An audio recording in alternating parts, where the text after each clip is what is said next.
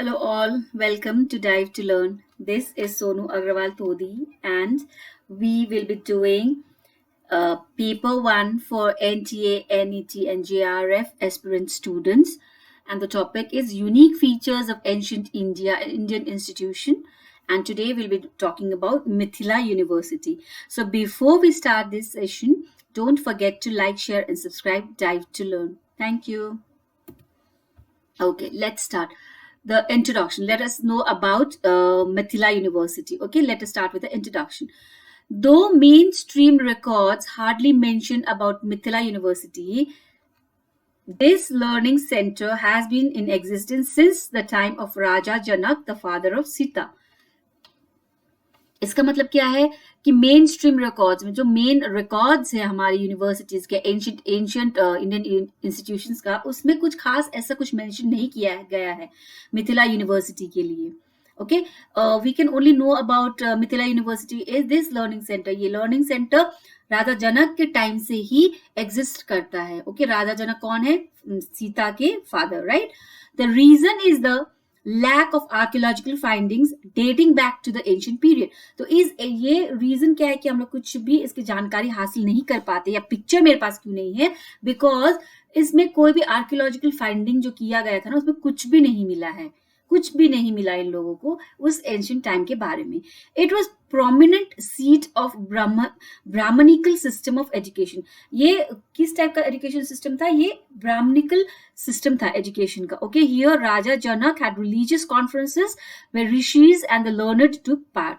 तो यहाँ पे क्या होता था, इस यूनिवर्सिटी में जो इंस्टीट्यूशन था मिथिला का, वहां पे क्या होता था? राजा जनक अपने धार्मिक संवाद या धार्मिक कार्यक्रम वगैरह करते थे, और यहाँ पे ऋषि मुनि बहुत पार्टिसिपेट करते थे, और अपने जो श्लोक्स होते थे या अपने जो ज्ञान होता था वो वहां पे डिस्ट्रीब्यूट करते थे उस सभा में, और वहां से जो भी ज्ञान वो देते थे वही को लोग कलेक्ट करके वही लर्निंग होता था उस समय में.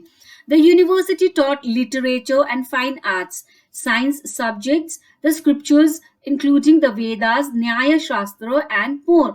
तो उस समय कैसा पढ़ा होता था? वो लिटरेचर भी पढ़ाते थे, फाइन आर्ट्स भी पढ़ाते थे, साइंस सब्जेक्ट भी होता था, और फिर स्क्रिप्चर्स होते थे. वो कौन क्या होते थे? वो वेद का, न्याय शास्त्र से रिलेटेड ये पढ़ाई भी करवाते थे. ठीक है.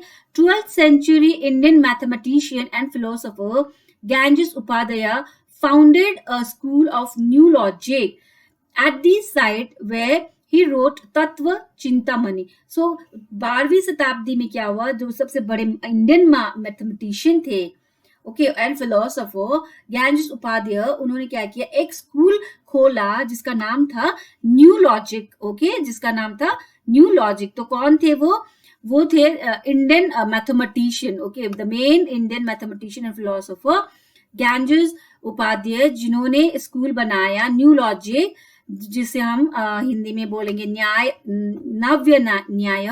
Eight this site where he wrote Tattva Chintamani, जहां पे उन्होंने तत्व चिंतामणि नामक बुक लिखा था. Two subjects that later gained prominence in Mithila University was न्याय and तर्क शास्त्र. बाद में जो दो विषय जिसने बहुत ज्यादा ख्याति प्राप्त किया मिथिला यूनिवर्सिटी के अंदर, वो था न्याय और तर्क शास्त्र, न्याय शास्त्र और तर्क शास्त्र. ठीक है, तो ये बाद में ऐड हुए थे. Now important points. Mithila was an important region of Brahminical system of education. ब्राह्मण के एजुकेशन सिस्टम से रिलेटेड था Mithila. Raja Janak used to summon religious discussion. यहाँ पे राजा जनक अपने रिलीजियस डिस्कशन या सभा यहाँ पे ऑर्गेनाइज करते थे. Famous scholar included Vidyapati and Jayadev. इस यूनिवर्सिटी के इंपॉर्टेंट स्कॉलर्स बोले या आचार्य या प्रोफेसर्स कौन थे? वो थे विद्यापीठ और जयदेव. ये थे मिथिला के इंपॉर्टेंट स्कॉलर्स. सब्जेक्ट टॉट वो न्याय शास्त्र, तर्क शास्त्र. Okay, and famous poet was Vidyapati, who had written in Hindi, and Jayadev, a prominent poet of Sanskrit literature, was born here. से फेमस पोएट कौन थे? विद्यापति जिन्होंने हिंदी में लिखा था अपने पोएम्स, और जयदेव दूसरे फेमस पोएट थे जो यहीं पे संस्कृत लिटरेचर में अपना काम करते थे और मिथिला में ही जो पैदा हुए थे. Okay, from 12th century to 15th century, besides literature and fine arts, scientific subjects were also taught there. तो 12th सेंचुरी 12वीं सदी से 15वीं सदी तक यहाँ पे literature, okay, literature and fine arts के अलावा, लिटरेचर और फाइन आर्ट्स के अलावा साइंटिफिक सब्जेक्ट्स भी पढ़ाया जाता था. ठीक है. Next is Gyanjeet Upadhyay was a founder of school of new logic.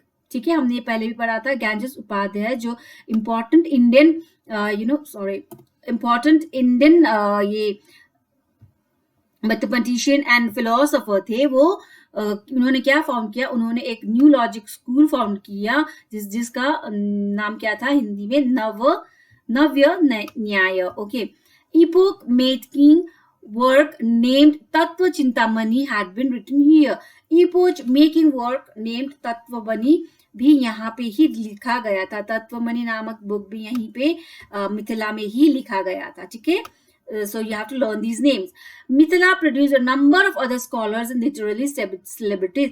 तो मिथिला से जो निकले थे स्टूडेंट्स लोग या जो पास आउट करते थे या जो प्रोफेसर्स या स्कॉलर्स होते थे, वो कौन थे? वो बहुत ज्यादा इम्पोर्टेंट और बहुत पढ़े लिखे लिटरेट सेलिब्रिटीज होते थे. It flourished as an important centre of knowledge till the time of emperor Akbar. राजा अकबर के समय तक मिथिला एक बहुत इंपॉर्टेंट सेंटर था पढ़ाई के लिए, नॉलेज के लिए, गेन करने के लिए. ठीक है, एम्परर अकबर के समय तक. ठीक है, मिथिला बहुत ही इंपॉर्टेंट सेंटर हुआ करता था. ठीक है. सम अदर इंस्टीट्यूशंस, अब कौन है और इन इंस्टीट्यूशंस, जिन एंशिएंट इंस्टीट्यूशंस के बारे में हमने पढ़ा, उसके अलावा और कौन कौन से इंस्टीट्यूशंस थे?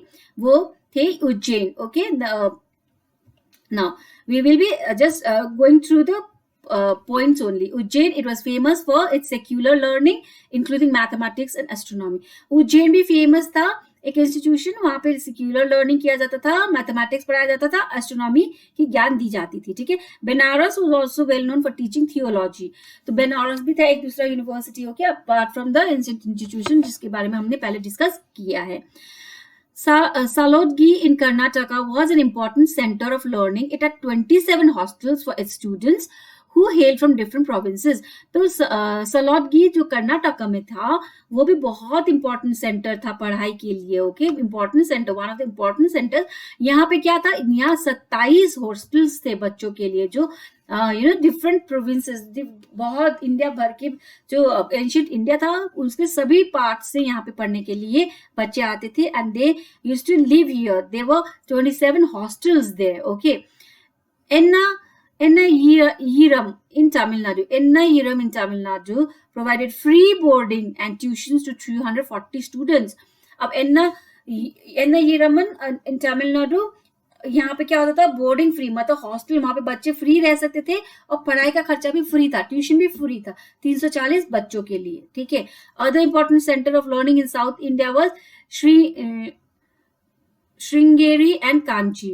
ओके, तो साउथ इंडिया में दूसरा और क्या क्या था सेंटर्स पढ़ाई का, श्रृंगेरी एंड कांची. ठीक है. So these are other important institutions apart from the institution which we discussed earlier. Okay, so this much for today.